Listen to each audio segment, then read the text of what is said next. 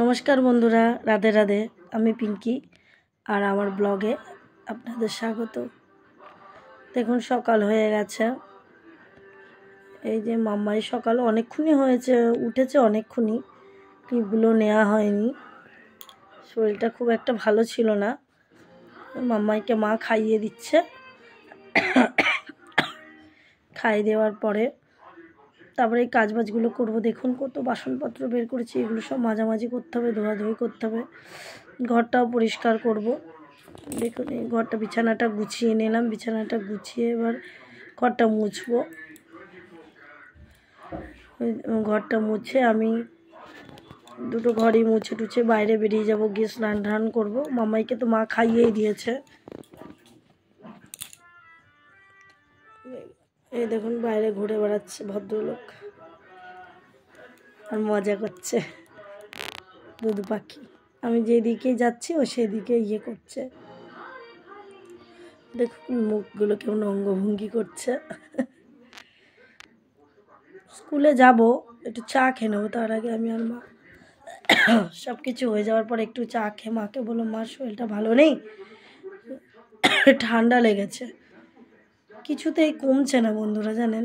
দেখুন ওর পাপার গাড়ির সঙ্গে খেলছে, রাগ করে, জানেন, আবার ফেলে দিয়েছিল পরশুদিন গাড়িটাকে। এত রাগ এই ছেলের, এইটুকু চুটকি বাচ্চা।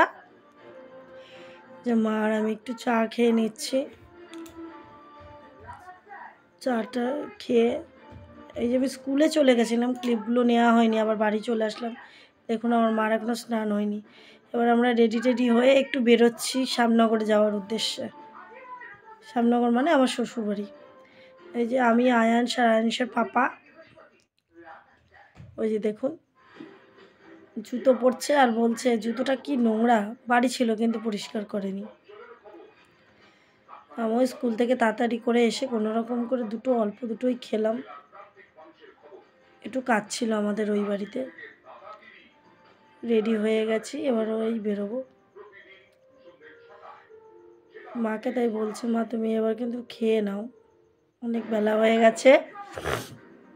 এই দেখুন এবার আমরা বেরিয়ে যাব। এই যে রওনা দিয়েছি শ্যামনগরের উদ্দেশ্যে। এই যাচ্ছি আমরা। এইসবে আমাদের গলির রাস্তা দিয়ে বেরিয়েছি। দেখুন আমাদের ফ্যামিলি, হ্যাপি ফ্যামিলি। আমার কর্তামশাই, আমার বাচ্চা, আমি, তিনজনে মিলে বেরিয়ে পড়লাম। ভালো লাগে।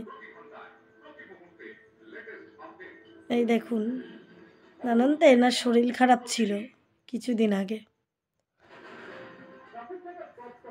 এই আলট্রাসোনোগ্রাফি করতেই গেছিলাম। এই পরোটা খেতে এসেছে। দেখুন বলছে ডাক্তার দেখালে ও রিপোর্ট আসলে তো যদি না খেতে পারি তাই দুটো পরোটা খেয়ে নিবেন কি। এই দেখুন এটা আমাদের পিনকলের মোড়েই অবস্থিত প্রদীপ কাকুর পরোটার দোকান, SBI-এর অপোজিটে, একদম পিনকল মোড়েই। দেখুন কি সুন্দর ভাজা হচ্ছে, প্রচুর পরোটা ভাজা হয়, প্রচুর লোক, বস্তাকে বস্তা আলু কাটা হয়। প্রদীপ কাকুর পরোটাটা কাঁচা হয় না। খেয়ে দিয়ে রিপোর্ট নিয়ে ডাক্তার দেখিয়ে এই সন্ধেবেলায় চলে এসেছি ঘরে, শ্বশুরবাড়ি আর কি। আমার শাশুড়ি বলছে, দেখুন গাইজ, আমার বৌমা আমাকে স্টিলের গ্লাসে দিয়েছে আর নিজেরা কাপে খাচ্ছে। বলছে চা করেছে, তাই একটুখানি কথা বলছিলাম আর মজা করছিলাম। দেখুন আমার শাশুড়িকে, না আমার বরের জেরক্স কপি।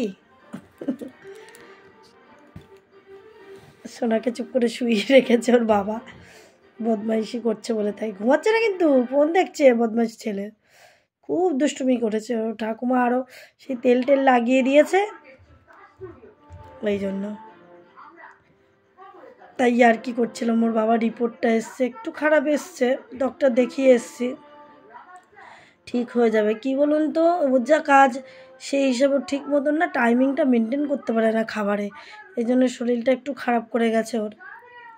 সহজে দমে না, জানেন তো। ও যেরকম আমার ছেলেও। আগের দিন জানেন তো আমার ছেলের কি কানে যন্ত্রণা, শরীর খারাপ। এবার আমার শাশুড়ি রুটি করবে, রুটি না পরোটা করে দেবে। দেখুন কি সুন্দর করছে আমার শাশুড়ি। আবার এইসব করে খুব সুন্দর, রুটি পরোটা, যে কোনো পরোটা খুব ভালো রুটি করে। মানে রুটি আমার হাজব্যান্ডও খুবই ভালো করে।